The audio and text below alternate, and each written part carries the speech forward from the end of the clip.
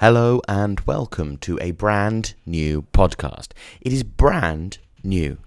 It is fresh from the furnace where it has been forged into what it is today. It is brand new. It's the Alfie Brown Show. It's called the Alfie Brown Show.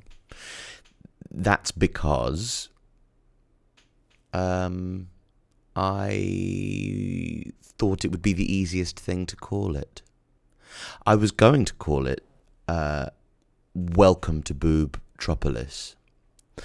That was my first instinct when I was gathering together all the things that I thought I might want to call it. It's like naming a child, naming a podcast. And obviously you want it to represent you. And the Alfie Brown Show is me. Like half of those words are my name. And the other, at least, yeah, I mean, it describes pretty well what this is. And it's also nice to have a podcast it doesn't have the word podcast in the title. It has show, which makes it sound like it could be anywhere. It just so happens to be a podcast, which again is me trying to be above the thing that I am. I can't engage with anything purely on its own terms, which is a fault of mine. But there we are.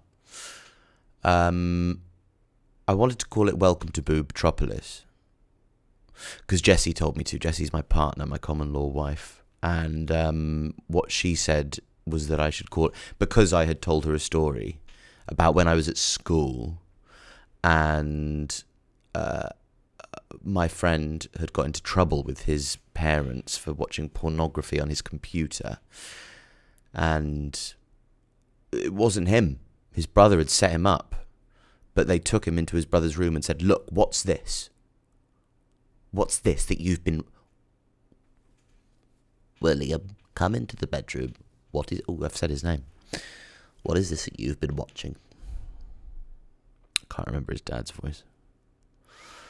And and basically when it was the first time he'd ever seen porn, apparently, and what he saw was, and I quote, and it was an 11-year-old boy who said this to me, bear in mind. An 11-year-old boy said to me, there was some woman on the screen pulling a tit out of her cunt, and above it in neon letters it said, "Welcome to Boobtropolis." Welcome to Boobtropolis, and there was a sound effect, "Welcome to Boobtropolis," and I thought that would be quite a cool sting for the beginning. But then at the same time, I didn't want to, because eventually you'd like to have guests on your podcast, wouldn't you? And I didn't want to say to, "Hey, Alain Duboton, would you like to come on my podcast, please?" And then to have him go, "Oh, I'd love to. What's it called?" And for me to say, "It's called Welcome to Boobtropolis. Are you interested in being a guest on my podcast, Welcome to Boobtropolis?" I thought he might be more responsive to the... I'm not saying that he is not... He actually strikes me as the sort of person that might be more amenable to the idea of going on a podcast called Welcome to Boobtropolis than other academics or philosophy celebrities. Don't know how would you really author than other authors. I think I'd have a better chance with him than a lot. I think he might have a really kind of cool sense of humour. Not that you necessarily... I'm not saying that you need a really cool sense of humour. Maybe there are some people with really cool sense of humours that wouldn't necessarily think that Welcome to Boobtropolis was the funniest thing they'd ever heard. It is very much my sense of humour. Luckily enough, Jessie's as well. So, I mean, what does it matter what a podcast is called? What does it mean to you, the viewer, the listener? There are viewers of podcasts now because they happen on YouTube. Hello. Hello, viewer. Hello, listener. Which means I can't say hello, listener. As a broadcaster, I very much enjoy saying hello. Hello, listener. I think James Richardson from the Totally Football Show once said, "Oh, you should always say hello, listener," because people always listen to the radio, or people will listen to radio and podcast usually by themselves. So they are singular. The listener is a singular entity. It's not a. You don't listen in groups, and therefore they don't feel like they are a group of people. You feel like it's a lonely experience, the listening of a podcast. So he says, hello listener, hello viewer, which I adore. Maybe I'll just say, hello you bastards, or you team, like in Surrey with a fringe on top. Hey you team. There, I've also managed to get some topics, things to talk about, jumping off points together from you on Instagram. If you're on Instagram and you follow me, you can message them to me, and I will endeavour to talk about whatever it is that you've said. We've got a few of those. I'm fresh back from a triumphant gig in Bristol, at the Bristol Comedy Box. If you're from Bristol, you might know the Bristol Comedy Box. It's a wonderful, wonderful comedy club. Really special. A good atmosphere. And whilst it doesn't have the carpeted floor that it once had, which is, of course, better if you are a comedy venue, it's good to have a carpeted floor, not least because when people spill their beers, which happens quite frequently in at a comedy gig, somebody will spill a pint of something, and then you'll have to say something shit, because saying something shit is better than not saying anything at all. Apparently, I don't necessarily agree, but you'll have to say, "Oh, Mazel Tov," or "Happy Birthday," or or you're getting overexcited, or your first day back at something shit, Carpeted floor means that doesn't necessarily. It's still great. It's still completely brilliant.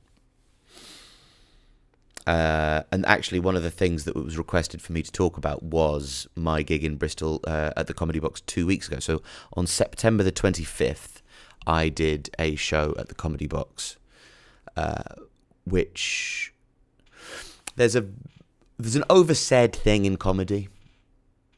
There is a cliche that comedians use, especially on stage, and I don't really like it, where they'll say, "Oh, this is a weird gig, isn't it? This is a weird gig." Well, usually it wasn't until they said that. And then the audience goes, "Oh, it's weird, is it? Oh, no, us." Or, "Oh, no, I've invested my money into something I thought was going to be funny, but now I realise I'm part of a weird experience because I'm from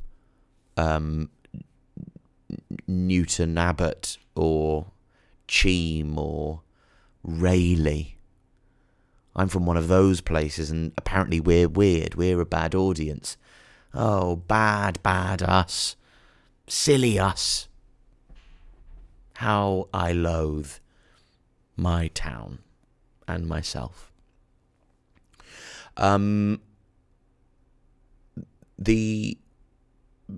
That said, so weird energy. It's not. It's just you not knowing how to confidently control the energy of a room. It wasn't the room's responsibility not to be weird.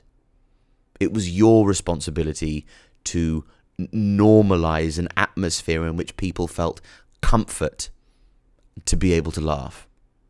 And I should also alert you to the fact that I'm chastising myself as much as I am anybody else, because I obviously have been guilty of this, more in the past than in the present. I'm, good enough now that I don't have to do that anymore. Thank God, all Christ mighty. But this particular gig was a weird gig. I was closing the Comedy Box, which is a privilege and a treat in its own right. And I got there on September the 25th and made my way to the stage. Sarah Keyworth had been on already, and she'd been completely brilliant. Had a very good time. And also, when you're a comedian and you're backstage and you can hear through the speaker system in the dressing room how the other comedian is doing, and you do, not that you're not happy for the other act, and not that I didn't already know that Sarah Keyworth was brilliant, but you just, another applause break, and you do sort of wince a little bit and go, "Could you just keep a bit back, please?" I don't want this from you. And I was fine, obviously. That's something, you always get nervous a little bit, or a wee bit tentative. And I made my way to the stage.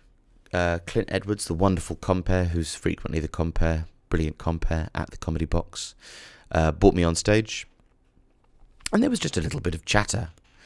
And I couldn't really address it immediately. It didn't feel like they were talking to me. It just felt like murmuring. And you don't want to be the guy who comes on stage and immediately says, could you just shut the fuck up?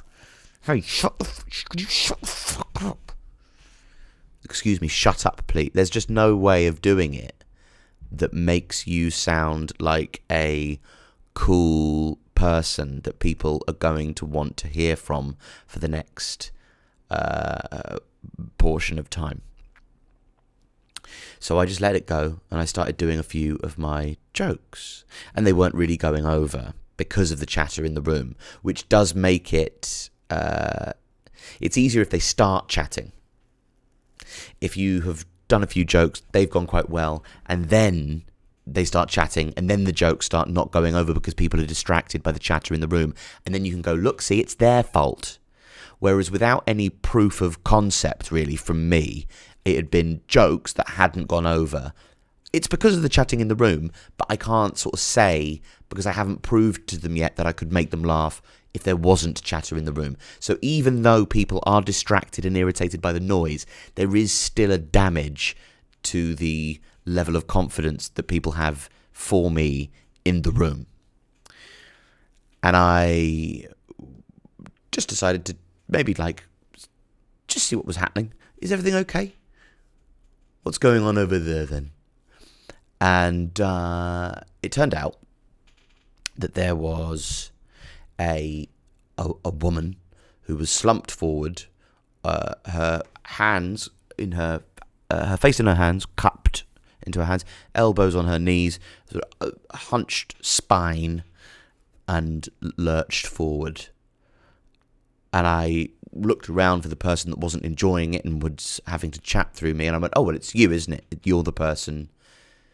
For the next part of the story, I do want to alert everybody to, that is what I said. That's the size of it. That's all I said.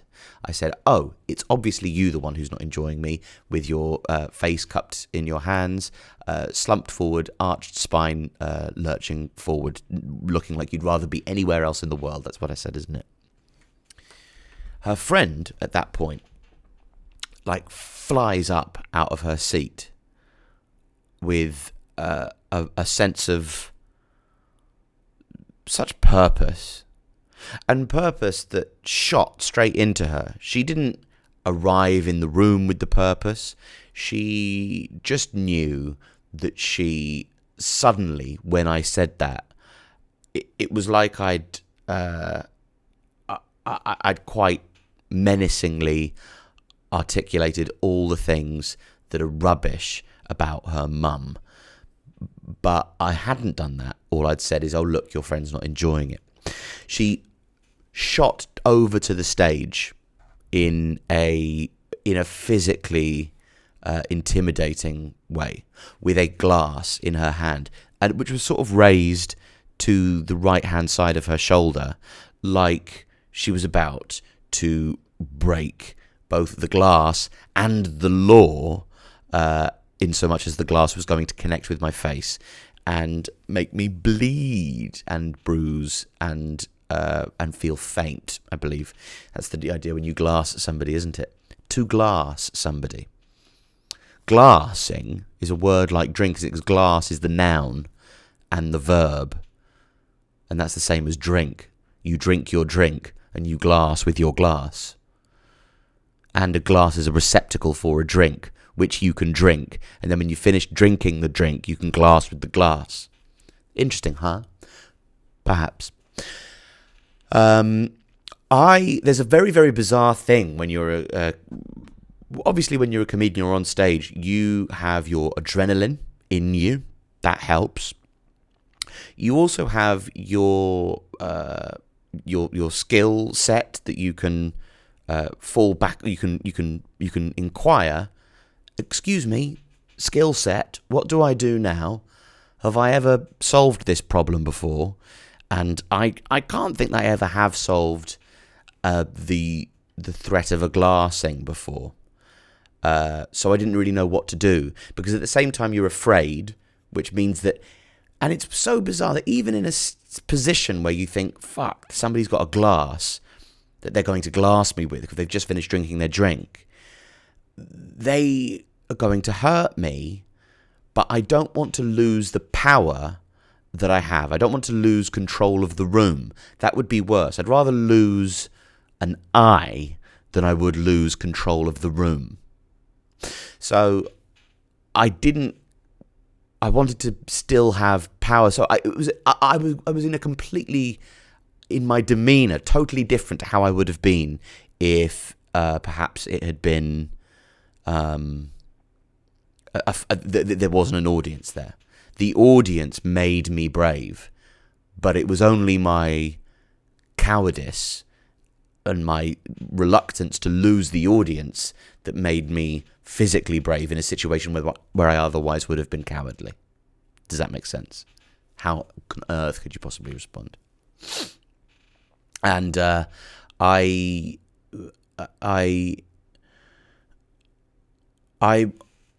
went, I don't know what's happening, sorry. And then she said to me, you have no idea what she's fucking been through. You have no idea what she's fucking been through. How dare you? How dare you? She kept on saying, how dare I? As if I'd just made a kind of calculated assault on her character. As if I'd meticulously unpicked her deficiencies in every single way with such a shrewd cruelty that it had completely devastated her sense of self. I hadn't. I'd said, oh, you're not enjoying it. Look at you. Your body language tells me you're not enjoying it. That was the cruelty to which this woman who didn't glass me had. And she went to sit back down. Steve, the wonderful man who runs the Bristol Comedy Backs, he was out the room, and somebody had left, another member of the audience had left the room and said, mate, you need to come back into the gig, mate, because it's actually all kicking off, sadly. And I maintained, like, well, okay, well, that's fine. You sit back down and we'll all do some comedy, shall we? I carried on comedy. The jokes carried, it was fine. The jokes went over fine. It was like, it was not what you want to, it's not the reaction you want. And everybody still has, like, distraction is the enemy of the laugh. So everybody's still sitting down there with this sense that, oh yeah, but, you know, oh yeah, the joke, but what about the mental person that just, all, like, you know, felt like they were on the cusp of glassing you? What about that? And then, as I'm in the middle of a next joke, there's a murmuring, like the chat erupts again, but in a much livelier way than before. And I see that this woman is vomiting. And she's not vomiting with any sort of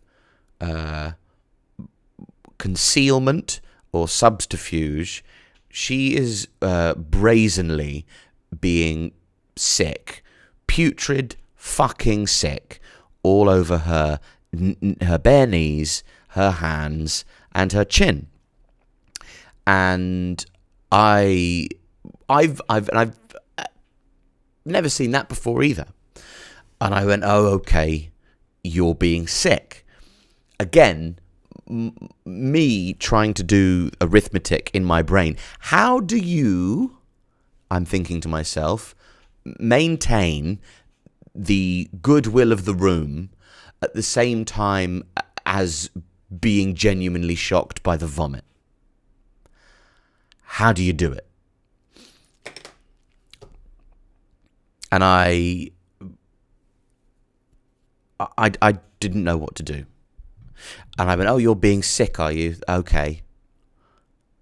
That's a shame. Are you all right? Again, not wanting to be horrible, because what good is really going to come of you, like, getting, oh, yeah, get you. hey, the vomiting violent woman's friend. Well, no, you are the vomiting friend of the violent woman. There you go. The woman who implied violence. I felt there was violence there. And then, like in Tyson Fury, Deontay Wilder 2, when Deontay Wilder knocks Tyson Fury out, and then he's out cold, and then at 8, he rises. This is in Deontay Wilder, Tyson Fury 1, sorry. He rises with a sudden, renewed lease of life. Like the punch only had temporary effect, and that's what vomiting, collapsing under the force of her own sick and convulsions, she suddenly finds this energy. She's like a corpse reanimated suddenly, and she walks over to me now. This is as Steve has now gotten into the room and is talking to them about what's going on. He's managed to get into the room as she started vomiting. She now walks over to me and snatches the microphone out of my hand. Now, here we've got an interesting quandary for me. What is it that I'm supposed to do in this situation exactly? I thought, well, I've lost my power. That's gone. You've lost your power. That's gone. That's gone away. Don't worry. You've lost your power, but there are some things still up for grabs. I lost my power. She has the microphone in her hand. Now, she has ripped the microphone out of my hand with her hand. She is covered in sick. The microphone's now covered in sick, and my 2 hands are now covered in her sick. I'm still on stage, by the way, in front of 200 people from Bristol who are, I think fair to say, getting their money's worth. I didn't know whether to rip the microphone back out of her hand. And I thought, I'll just try and get it out. Maybe it's easy and I won't be engaging in a physical altercation with a drunk woman who's covered in sick. Obviously, there's the male-female element to the physical altercation that you don't really want to start fucking hammer. You don't want to get into an actual fight. I'm not even sure that I'd win it. I'm not that kind of man. I was scared of being glassed a minute ago.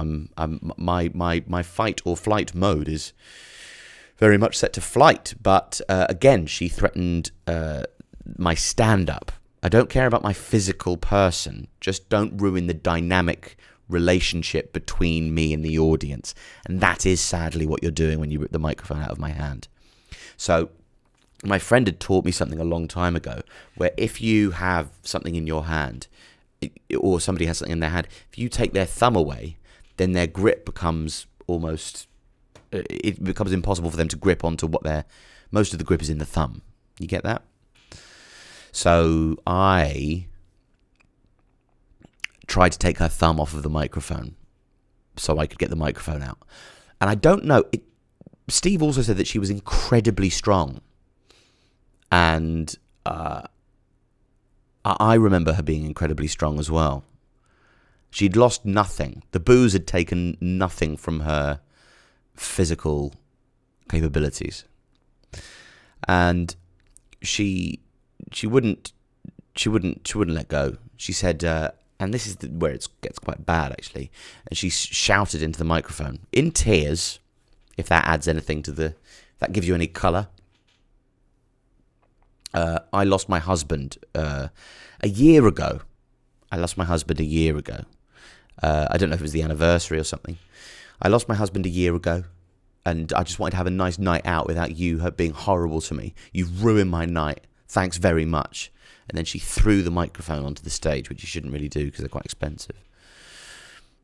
And maybe it was the anniversary or something. You lost the love of your life. I also feel like when you've lost somebody, you're allowed a few fuck-ups, It's not then in my right to go, fuck you. There's no excuse for acting like a dickhead. because I would just like, if something bad happens to me, touch wood it won't, I would like people to give me the benefit of the doubt if and when I fuck up.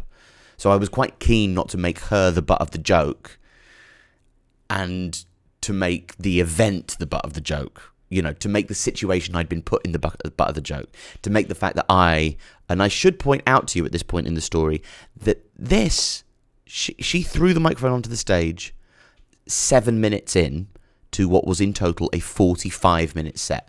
I stood there on stage thinking, am I now just going to do 38 minutes of material like this hasn't happened?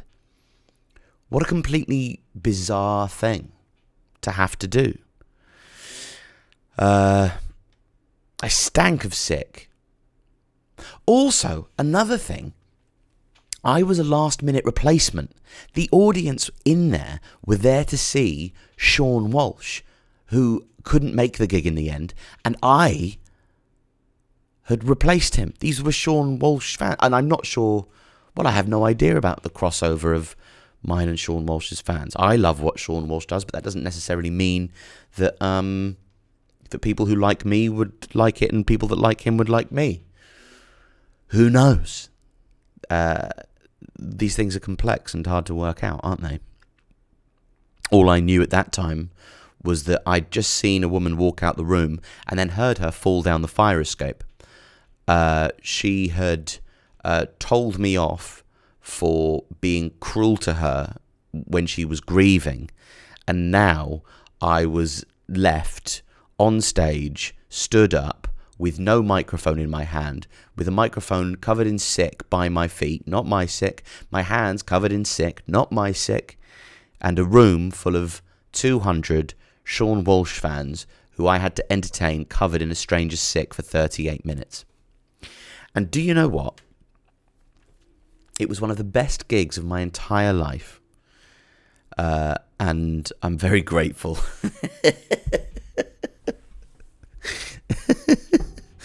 To the people of Bristol, and anybody there, whoever saw it, that was a weird gig. Okay? Not your shitty little gig in Stroud. Oh, it's a bit of a weird gig. Oh, this gig is literally mental. No. My gig was a mad thing to happen. Not your gig where somebody couldn't remember how long they were in a relationship for. That wasn't mad. That was rudimentary. And next time I see you, whoever you are, comedian that does this, I want you to say, oh, this is normal. This is such a normal gig. I won't remember this. That's what I want you to say. This gig will sort of merge itself into the kind of grand idea of what it is to gig in my memory.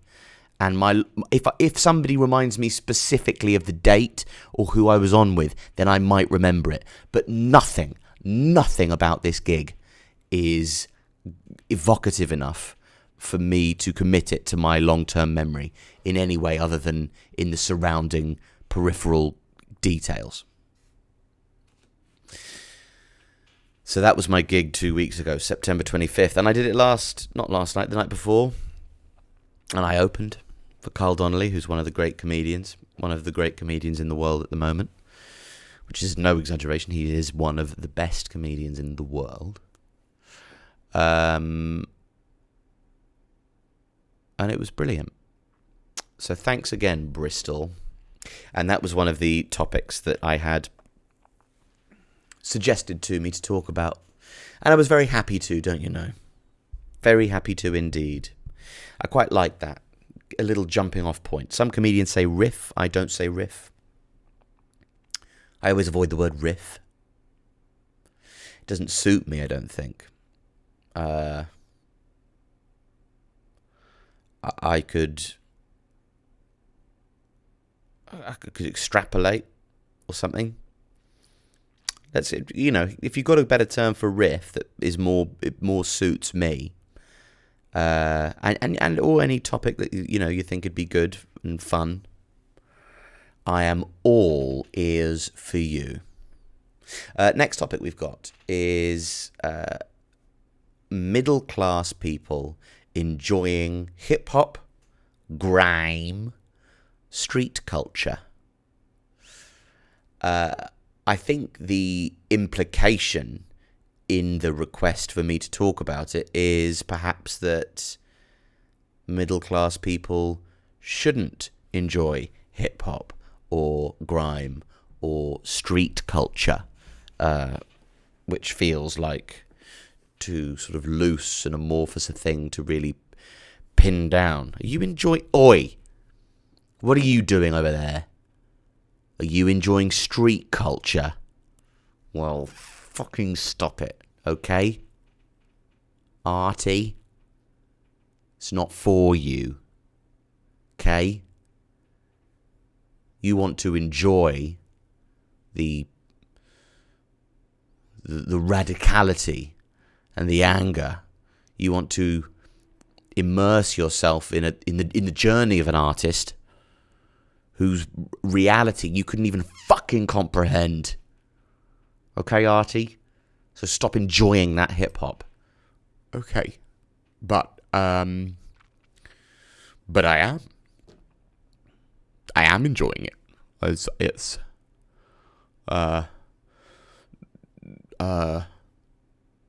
Who the hell is this paging me at 4:46 in the morning? Crack the dawning, I'm yawning. Wipe the coal at my eye. See who's paging me and why they're paging me. It's my friend Dot from the barbershop. I make a lot of friends at the barbershop as part of my street culture outreach program. Who gives a shit? What's the thing? I can understand that, like, it might be irritating for people who perhaps feel like they can relate more to the artists in question because their life and upbringing has not had certain privileges, and they share that with the artist in question, who is also singing about a sense of hardship that perhaps the middle-class person who enjoys hip-hop just couldn't understand. So maybe that's why people would have a problem with it, and they go, you don't know it like I know it. But I don't really buy that. I can't have it. It just sounds like, but I watched the film 13 Going on 30 with Jennifer Garner. And I've never been a 13-year-old girl or a 30-year-old woman.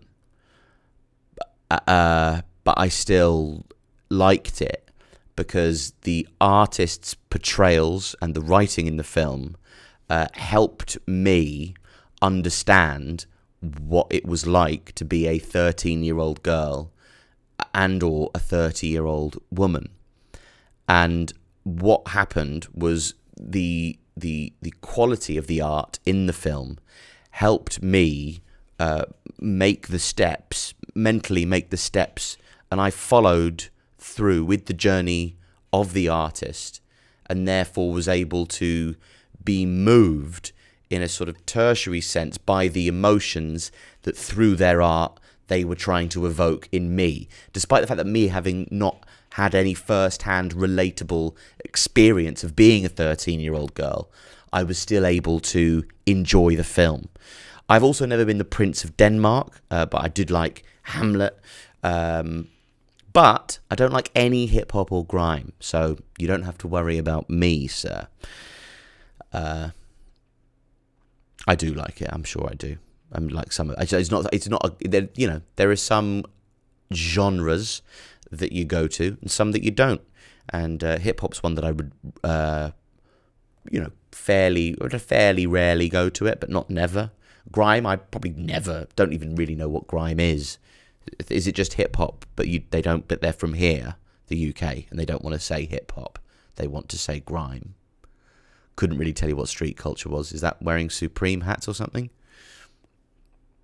Should I know what any of this is? Should I know what it means? Is that part of my responsibility as a member of the straight white liberal elite? Should I try to understand what, or should not try to understand? I'm sure I can understand what it is. I just don't know what it is. Grime. What is grime? What specifically? Is there something, it's like with jungle and hip hop, there's like a time signature thing. I'm going to look up what grime is. Grime. A musical genre. That's helpful. Grime is a genre of electronic music that emerged in London in the early 2000s. It developed out of the earlier UK dance style, UK garage, and draws influences from jungle dancehall and hip-hop. This style is typified by rapid, syncopated backbeats, generally at around 140 beats per minute, and often features an aggressive or jagged electronic sound. See, that's where I've read the back of that book and gone, ooh, aggressive and jagged electric sound. No. That won't be for me, thank you very much. I'd like a placid and smooth dulcet sound or analog sound, a woodwind sound, an aggressive and jagged electric sound. But then also that's kind of quite unquantifiable, because I suppose, the guitar riffs that I like are aggressive and jagged electric sounds, aren't they? So anyway, I don't know what it is. Maybe I'm just a sucker for melody, or who knows. Anyway, I'm not the person you need to be worrying about. I don't really enjoy hip-hop, grime, or street culture. But do you want me to? I could. Send me some. I was reading an interview with Andrew Neil in the Financial Times, and he said that he's really, because of the program Gomorrah, really gotten into Italian rap. And the interviewer said, "Oh, are you an expert in Italian rap now?" And he went, "Yes. Oh, yes, I am." That's how he speaks, isn't it? Oh. It's a bit how he speaks. Who cares? That's my big take. Middle class people enjoying hip hop, grime, or street culture. Yeah. I don't care. And I mean, but also it doesn't strike me as inauthentic. That I think that's also the big charge that could be leveled at these middle class people who are enjoying hip hop, grime, and street culture, is that it's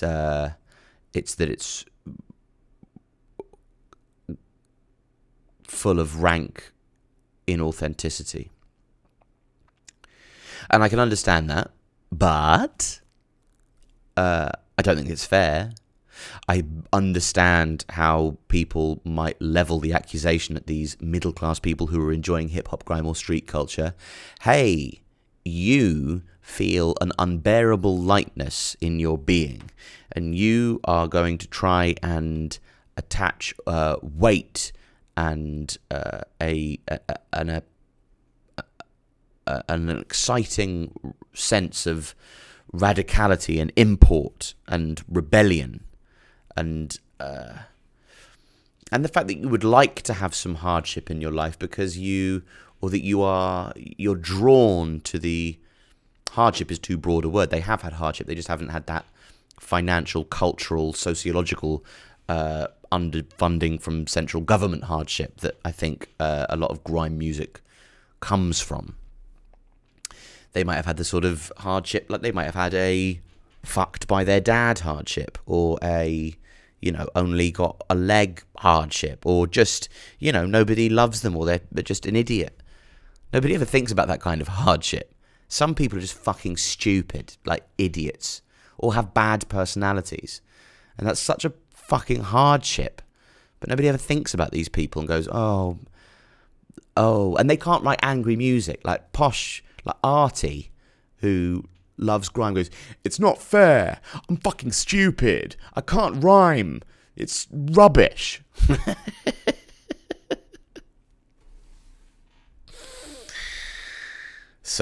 for laughing at myself, but I surprised myself. I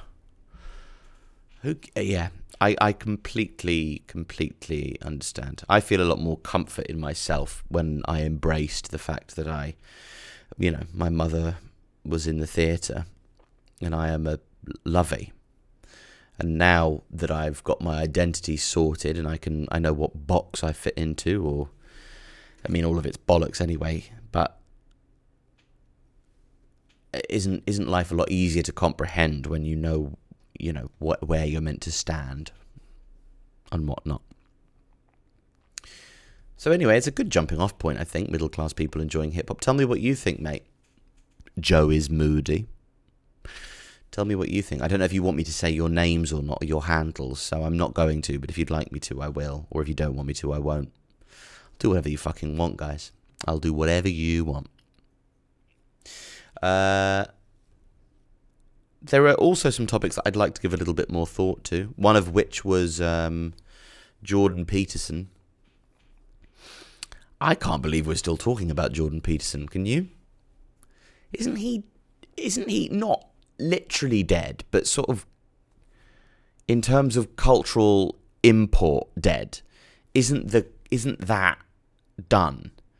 Isn't like asking me what I think of Jordan Peterson like asking me what I think of Delamitri? Isn't it finished with now? Like, can't we move on from Jordan Peterson now?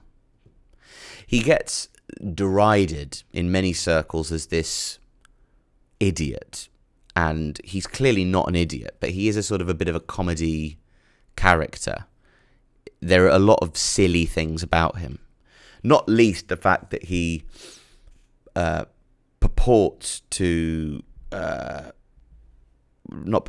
but he expresses the importance of masculinity and celebrates the idea of masculinity and says that boys and men, boys becoming men, should embrace the idea of their own masculinity and actively pursue the positive and beneficial aspects of masculinity and celebrate them. Sort of like, but then and that sounds, oh dear, men are bad kind of thing. But that's exactly what you'd hear from a lot of very smart and brilliant women. Celebrate the positive aspects of your femininity. And we are much more comfortable talking about the positive and negative aspects of masculinity and not the positive and negative aspects of femininity. With good reason, is because one of the negative aspects of masculinity is murder.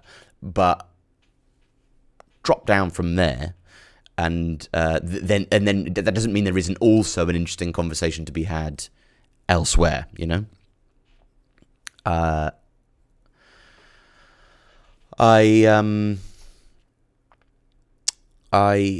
don't know. I mean, for somebody who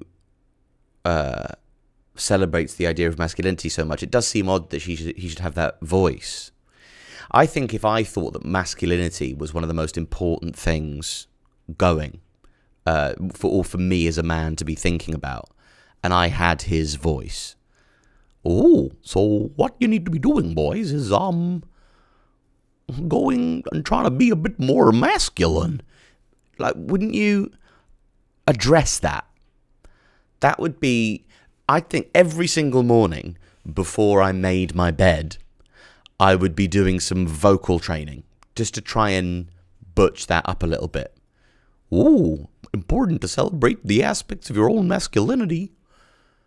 It's not a great Jordan Peterson, but that's not my job to do a great Jordan Peterson. You get the gist, don't you, of his voice? What you'll find, and there's been a lot of multivariate research on this. He always wants to tell you about multivariate research, and it's such a fuck of a thing to do in an argument. Well, if you look at the multivariate research, well, yeah, I haven't. So there, should we just stop the interview then? Because you've won then, have you? Because you've looked at... it's not singular, unvaried research. It's research with multiple variations, is it? Well, that's better than what I've got, because I've only got my stupid fucking brain and my... You've done the research. Like there's no research that could possibly conflict with that. So what the fuck are you even doing talking to me about it? Make your bed. You should make your bed. I back him on that. It's fucking good advice. It's great advice. And I didn't make my bed. And then I thought, and it was him. It was him, boring on about, telling Angie McAvoy and Helen Lewis and Kathy Newman, make your bed. Boys should make their bed. You should make your bed. Everybody make your bed. And I went, it can't be that easy, can it? Making your bed is like one of those really irritating things, like exercise and reading, that you go, oh, yeah, I do, eating well and thinking about your gut health. Oh, I do feel a lot better now. Oh, yes, I do function a lot better as a person when everything is fucking boring. I am less depressed when I drink less. Oh, well, good for you. I suppose the multivariate research was right, was it? I feel a lot better now that I'm not addled with booze, staring, stinking, full of acid in my belly, looking at an unmade bed that I probably shat in, let's face it. Make your bed is good advice. I'm just not sure that make your bed is like you should be a millionaire advice. I'm not sure that make your bed is the sort of advice that we should hear and then go, yeah, well, you should be a millionaire now. You're my leader, in a sense. You are my leader. But it's all self-help shit. Star signs and whatnot. Jordan Peterson star signs. The thing about Jordan Peterson is he's trying to tell you that you're a man, that's brilliant, there's something to be celebrated there, and you get exactly this sort of same shit. I mean, if you agree that that's bollocks, then you get all the same thing in Rupi Kaur poetry. The Rupi Kaur poetry where it's like 5 lines and she's going, is a woman me? Yes, it is me, I'm a woman. And that's brilliant. So shut up. And then there's a scribble of a woman. And then like an arrow. That's me. And I mean, that is not what they are. But at the same time, that's how absurd I had to make one of her poems so it would be hyperbolic and funny. Because they are, utterly, utterly facile and dog shit. But sort of tapping into that market whereby you go, hey, you're a woman. Well, that's fantastic, isn't it? Brilliant. Well done. That's amazing. Oh, you're a man. That's brilliant. Well done, you. Amazing. It isn't. It just isn't. It's like there are so many of us on either side. I mean, there are aspects, sure, to celebrate. And I mean, especially with being a woman because of the struggle involved in that. And now we're trying to do the same thing with being a man. There's struggle in being a man. Yeah, but there's struggle in being anything. This is all struggle. We are born. Learning how to talk is a struggle. Weaning as a baby is a struggle. Learning how to walk is a struggle. Starting school is a struggle. Making friends is a struggle. Puberty is a fucking struggle. Like adulthood suddenly as a 20-year-old thinking, fuck me, I've only been pubic 7 years and now I'm allowed to drive a car and fuck and contemplate reality and like try and puzzle out the messily emotional reality of everyday human contact. This is not as simple as it was when I was doing my 7 times table literally only about 9 or 10 years ago. Growing old is a struggle. Oh no, I had control of my functions. I no longer do. Or I this is my final, this is it now. Getting to grips with, I can't take any of this time back. There's no returns policy on a wasted year. I'll die soon. So life and the shared experience of humanity, albeit the one I just gave a rendition of, was a fairly Western idea of, the human experience. And it, left out the whole of the middle of the life. But, I don't have endless time. Neither do any of us. That's the struggle. So just talking about the struggle purely in terms of its how it narrowly affects the identities that we all have, and why we should celebrate our identity rather than our shared human experience, just sounds like the more narrow end of the spectrum when we're talking about trying to help people. That's what I think about Jordan Peterson. The next one is cancel culture.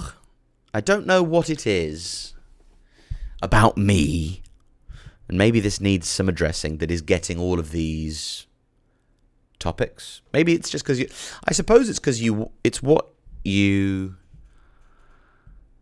of those, it's the conversation topic that dare not speak its name, especially not online, on social media, thinking about, well, what does everybody think of cancel culture? Because all you get is the barrage of righteousness that you find online.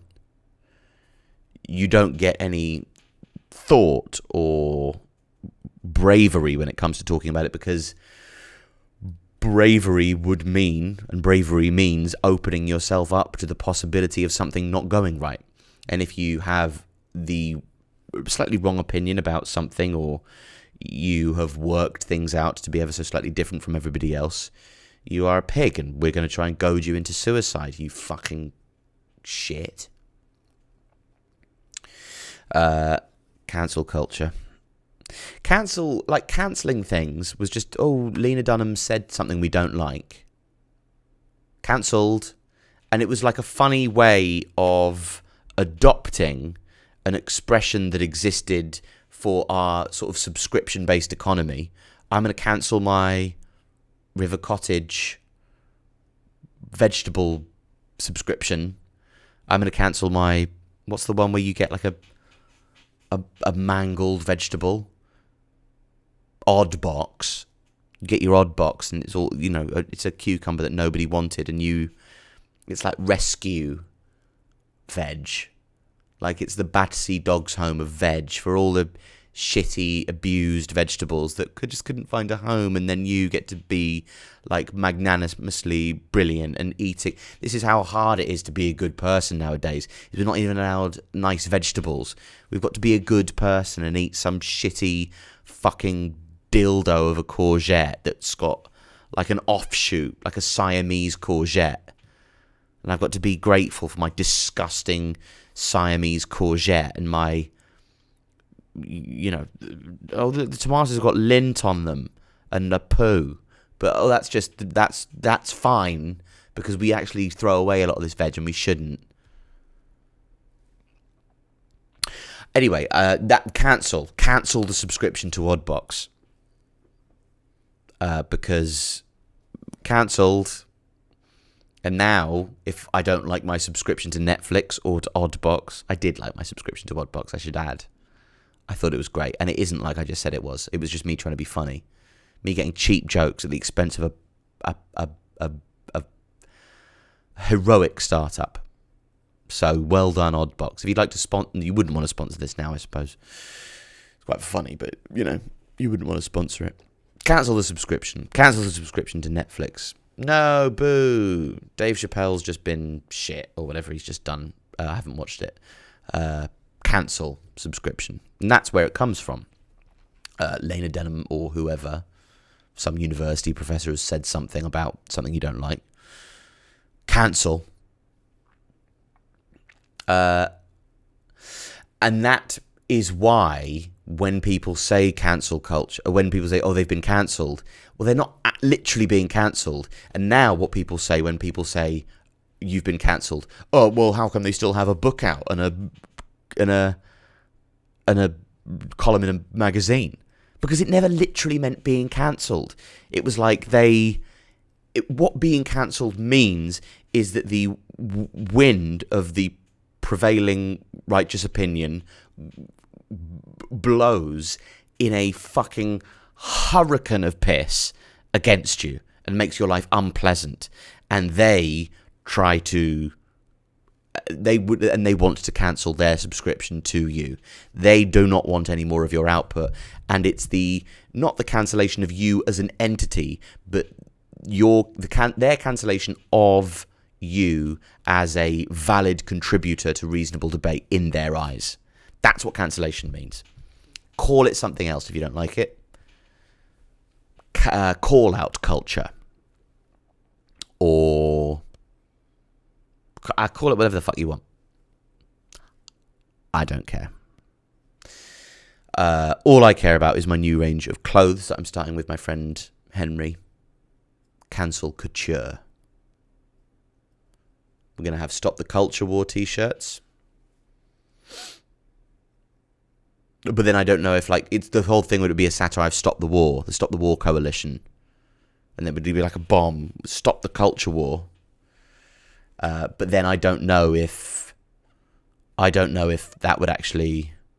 The Stop the War are not necessarily anti-stopping the war. They're just anti-stopping the war that they want to stop. But if you said to Stop the War coalition, should we go to war with Israel? They go, oh yeah, that'd be a good war, yeah. No, I'd like that war. Okay, so it's not stop the war. It's stop a war. Stop that war. Stop that war. Don't stop that war. Syria, the Assad against his own... No, don't stop that war. If it's really happening. No, stop the one that we're involved in, where we were trying to sort of liberate Kosovar Albanians or whatever it was. Or stop any war where we have anything to do, which is not unreasonable, but it does mean they're untrustworthy. And, there's a lot of places where we should be doing more war.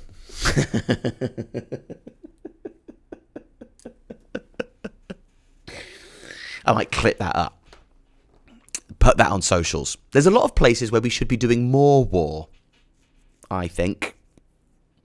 Blackpool, I'd like to see some war going on there. Of course, that is what we're doing. We're deploying the troops. So fuel stations, that's where the war is now. Okay, there was a power outage and everything went horribly wrong. So all I can say is sorry, but it wasn't a particularly good end actually. I was rather under form. Anyway, if you've liked or enjoyed this, please subscribe to the YouTube channel. It would be great to get those numbers up. Hashtag Operation Algorithm. Some of you may know the algorithm is very important to me. Message me on Instagram at Alfie Brown Comedian if you'd like to send something that you'd like me to talk about. Please rate it on one of the podcast apps. I think that's a thing now. And what else? Buy tickets to come and see me on tour and come and say hello. And I hope you have really great weeks. Good evening.